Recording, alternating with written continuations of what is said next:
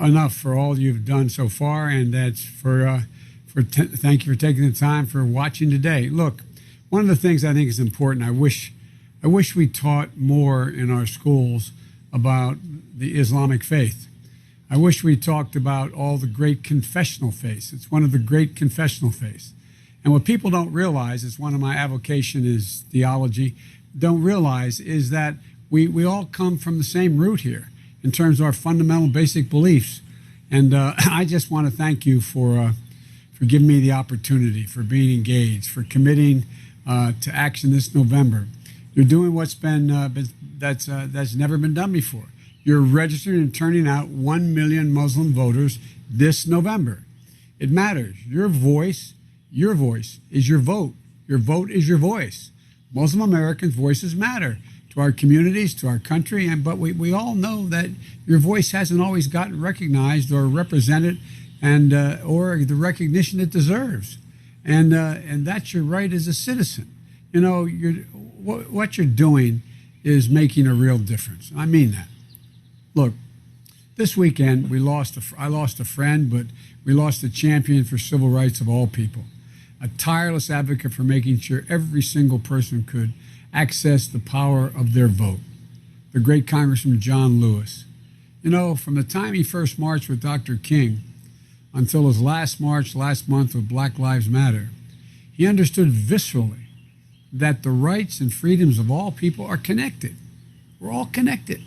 And no one is free while other people are oppressed. You know, it was no surprise that when Donald Trump announced the Muslim ban during his first week in office, John went directly to Hartsfield International Airport in his home district in Atlanta to demand answers of immigration officials. They wouldn't tell him how many people were being detained. You know what his answer was? Simply, quote, "Why don't we just sit down and stay a while," end of quote. As always, John Lewis knew where to stand or to sit to be on the right side of history. And the best way to honor John's legacy is to continue his purpose, continue his commitment to making it easier for every American to cast their ballot and participate in our democracy. In memory of John, Congress should make up legislation take up the legislation to restore the Voting Rights Act. The legislation he fought so courageously for. They should take it up immediately. And if they don't, I'll make sure it happens at the beginning of my administration. Look, Mr. Chairman, I don't have to tell any of you that this is the most important election in modern American history. Muslim communities were the first to feel Donald Trump's assault on black and brown communities in this country with his vile Muslim ban. That fight was the opening barrage in what has been nearly 4 years of constant pressure and insults and attacks against Muslim American communities, Latino communities, black communities, AAPI communities, Native Americans. You know, Donald Trump has fanned the flames of hate in this country across the board through his words, his policies, his appointments, his deeds, and he continues to fan those flames. Under this administration, we've seen an unconscionable rise in Islamophobia, the incidents including kids being bullied in school and hate crimes in our communities. He's named people with a history of open Islamophobia, open, straightforward, who have no business serving in high positions in our government, to key leadership roles in our Department of Defense, the U.S. Agency for International Development.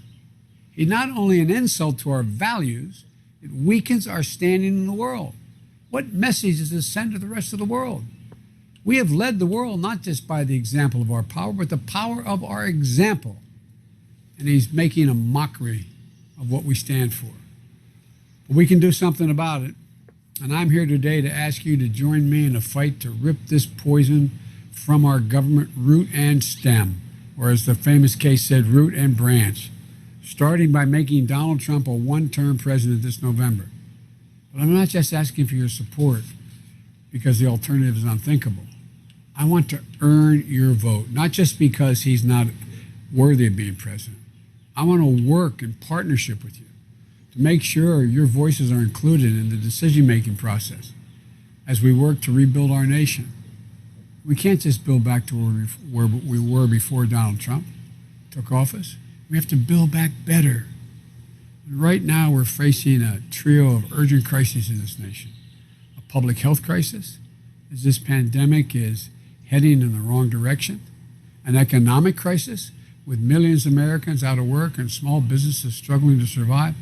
And a racial justice crisis, a long overdue national reckoning about the way our country has treated blacks, browns, Native Americans, and I know Muslim Americans feel that too, especially black Muslims.